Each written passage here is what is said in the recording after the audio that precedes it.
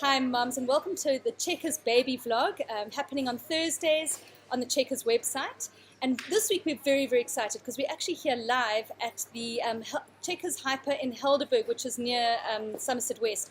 And I'm even more fortunate today because I've got Hirsha here with me. Hi. Hi. She's our resident-friendly pharmacist from Brackenfell. And she's just going to give us some tips on helping to keep your baby healthy as we go into autumn and winter. And what happens at this time of year is babies are getting snotty and colds and coughs. And it's very frustrating for mums because what happens is that their babies aren't sleeping at night, they're not feeding well. So these little coughs and colds, even though they're not very dangerous for the baby, are a hassle for mum. Absolutely, yes. So I bet you've got a queue behind the pharmacy now asking questions. Yes, all the mums are coming to the pharmacy asking what can they do, what's the best medication and what can they, just to help the babies. Yeah, so for that reason, we actually really wanted to help you with some tips today. So Hirsha's come along, and we're going to just have a look at how to build your baby's immunity. And I love this little diagram of a toddler who's a germ warfare machine in a cute package.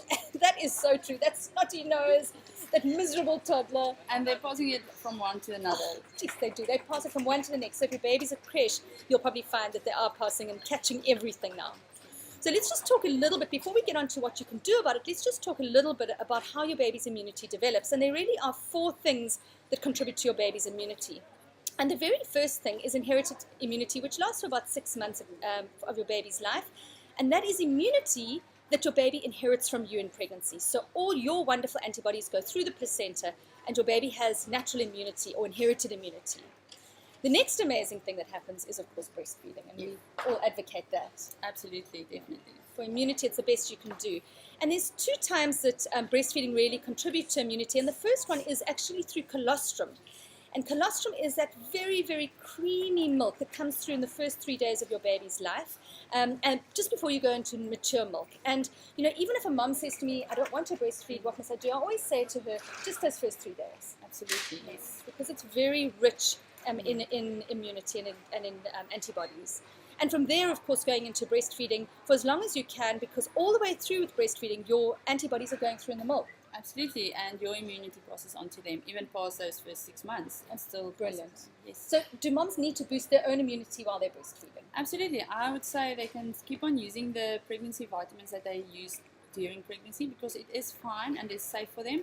And it's not a problem if it passes through the breast milk. So I wouldn't change to other vitamins. Okay. I would keep using pregnancy vitamins like your Pregnavit M or any of your other pregnancy vitamins. So all safe to use during breastfeeding. Yes. So moms, if you're breastfeeding, stick on your pregnancy vitamins. It's the best thing you can do other than diet for your own immunity. Yes, absolutely. And then, of course, the 4th thing that actually happens to develop immunity are recurrent illnesses. And for those of you who've got a toddler who's into his 14th set of snotty noses, there's a reason for this. Babies share germs, and through getting a little bit sick, they build up their immunity. So by the time they get to school-going age, they're just a whole lot more resilient to illnesses. Absolutely, yes. Okay, so those things you can't do too much about, but let's talk about the things that you can do for your baby's immunity. And there really are 3 key areas, and the first would be a healthy diet as the very first thing, and probably the most important thing you can do for your baby's immunity. Yes, absolutely. A healthy diet, all your fruits and vegetables, especially the ones high in vitamin C. Okay, so what's high in vitamin C?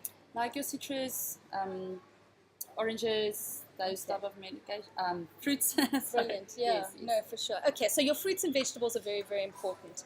The second thing that you can do is to vaccinate your child. And of course, vaccination should not be a contentious debate. It's something that we believe in. Yes, absolutely.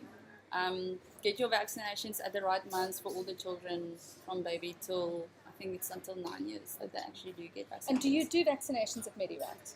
We do the flu vaccinations at all the MediRites, but for the babies, we do have a clinic at our Big Bay Plus in Big Bay. There is a full-on sister. She does all the vaccinations. If you don't want to go to your nearest clinic or doctor, she is there. She can do everything. Okay, fabulous. So get your vaccinations, your flu vac this year. I actually got mine 2 days ago. Fantastic. So I'm ready for winter. And then, of course, the last thing that we always want to talk about are those supplements and the things that you can actually give to your baby. And a lot of mums ask me, which is the best supplement, what's out there, and without saying which is the best, what type of things would you recommend mums look for? I would also always go for like a multivitamin. You do get some of those that you can use from infancy, like your BioStrath is safe from infancy. Your Kiddivites or your Vidalen, some of them are only from 1 month old. Okay. And then from older stages, your Crash Guard, from 4 months or 6 months, they can use this. And then any probiotic drops, they're also really good to boost immunity. Okay, fabulous. And with that Crash Guard, you're looking at just 1 millimeter for little babies. Yeah, 1 ml for a 4-month-old, 1 ml a day, and that's fine. So 100 ml will last you like really long. For a long time. Okay, so there are your immune boosters that you can use for your little one. So from there we're going to go on and we're going to just have a look at a couple of the questions that came up today. And one of the questions that came up from Vanessa was her baby has got this postnasal drip, and all our babies get this, and the snot goes down the back of the throat, tickles the throat, and they end up coughing the whole night. So they don't have a chest infection, but they've got this niggly cough. Is there something we can do for that? Well, you can clear up the nose by using some saline. If it's small babies, you can use some saline drops like your Bennett's or your Pedia kids. They are also all good.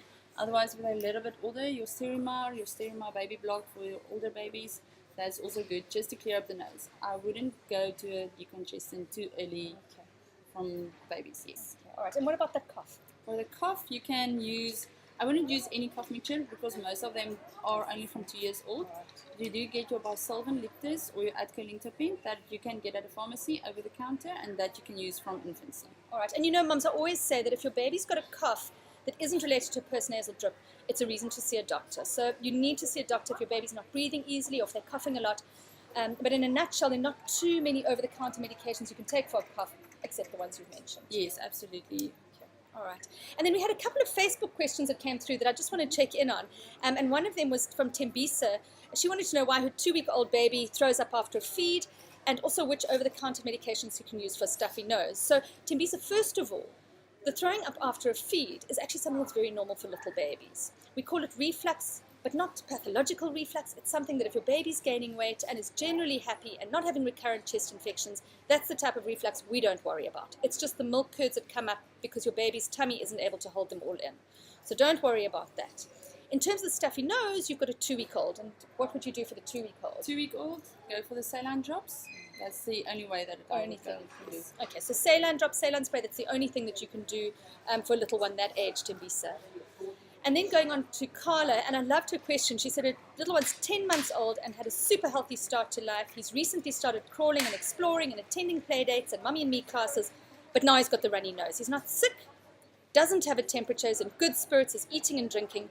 What can we do for the runny nose, 10-month-old? For him, I would say the Sterimar, the baby block, because it's not just a plain saline. It does clear up and helps the nose to keep a little bit more clean, but it's not a decongestant like some of the others that's a bit more dangerous for a young child. Yes. All right, excellent. So there you go. You've got your answers there. And of course, what goes along with a lot of these is that fever. And for fevers and very little babies, we don't want complicated pain medications, do we? No. You can use your Panadu drops for fever, but that's only from 3 months old. Anything younger than that, I would suggest going to the doctor. But with fevers, you don't play around. Yeah, no, absolutely. Under 3 months of age, you don't mess with fevers. So that was fabulous. Thank you so much for joining us, Kishka. You were very wonderful to come and join us today. And we've had a wonderful baby vlog. Join us next week. We're going to be talking about pregnancy. And until then, over and out.